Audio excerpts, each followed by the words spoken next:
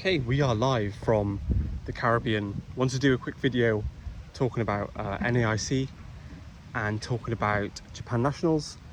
I'm on holiday at the moment in the Caribbean, so I've had not much else to do other than watch Pokemon and sort of reflect on the meta game for Regulation MA, which is ending in 2 weeks, and we're actually getting a new regulation, which is going to be really exciting.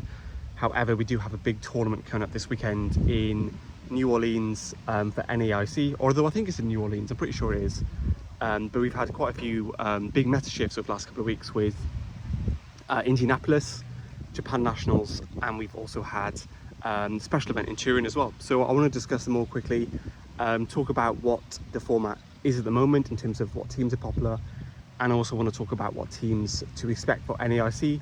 If you're looking to close up your Worlds invites for NAIC, or if you're going to attend and you want to know what the meta game is, we're going to be discussing that as well, and also talk about MB, which is coming up in 2 weeks as well, what my predictions are for that, because that will be the Worlds format. So without further ado, we'll talk about Indianapolis first. Obviously we saw Wolfglick cook with that Mega Steelix team, but I also think the fact that Charizard Y won that tournament with Floette, although the big and with the target it had on his back, to speak volumes about how good that team is. And we're seeing quite a few different variants of it at the moment. We saw the Insane Sinister version, which won Indianapolis, but we also saw a different version win the Japan Nationals, which is quite standard. I'm not going to talk about Japan Nationals too much because I think it was really fun to watch, but it's closed team sheet up until top 8, and I think that does skew some of the data for NAIC and Worlds, but I do think that it's obviously important for meta progression and meta development. So yeah, also the fact that Charizard Floette also won that tournament with the big target on his back, and the fact it's closed team sheet up until top 8, so people have some hidden techs on their team for it, and it still won. Although the finals was insane, and the player that won absolutely played out of his mind the whole tournament from the stream games that we saw.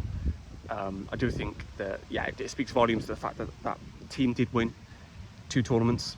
And then we'll just touch on Turin as well, which I think again was a big shift in a different direction, where we saw Marco play his Perish team with Mega Gengar, Floette, I think Insane Sinister, Comma-O, and I think Sneasler or King Gambit. I think it's King Gambit. But that team was awesome, and Marco picked that team up a couple of days before the tournament and literally outplayed everyone.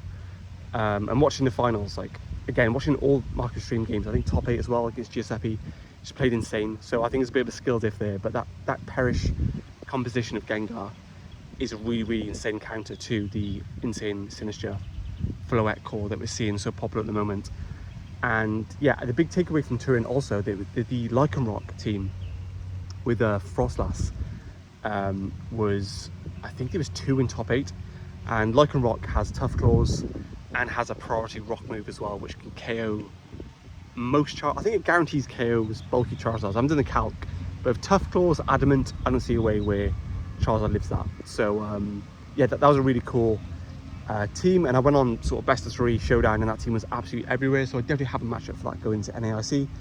And yeah, I want to talk about the fact that although we're 2 weeks towards the end of the format, it's a shame because I think there's so much more this format can give us in terms of not just Floette Charizard. So, but that's the thing with VGC, formats come and go, and I don't think we'll ever revisit this format other than in MPA and Smogon tournaments.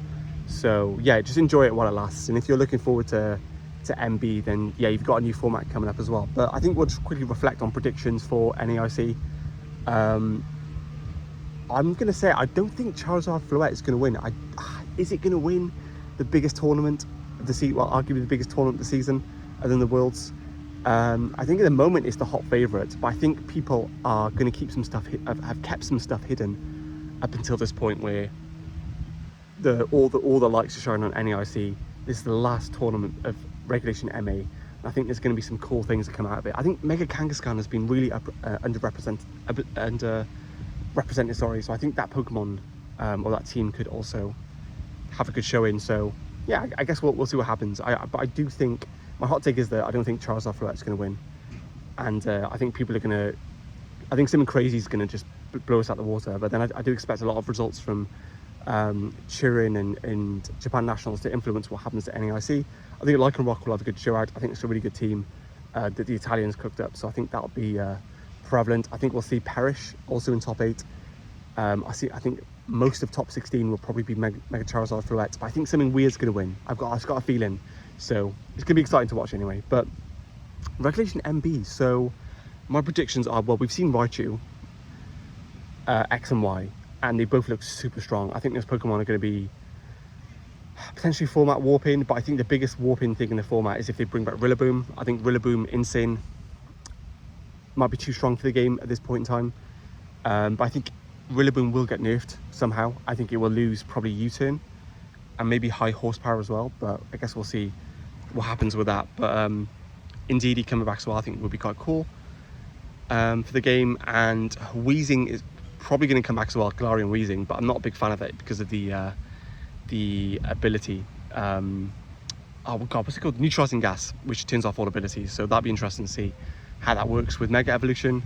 Played a big role in Scarlet and Violet, so it's interesting to see how that migrates over. But I don't think they're going to bring back Salamence. I don't think they're going to bring back Metagross. I think they could bring back Mega Mawile. I think that could be a cool Pokemon.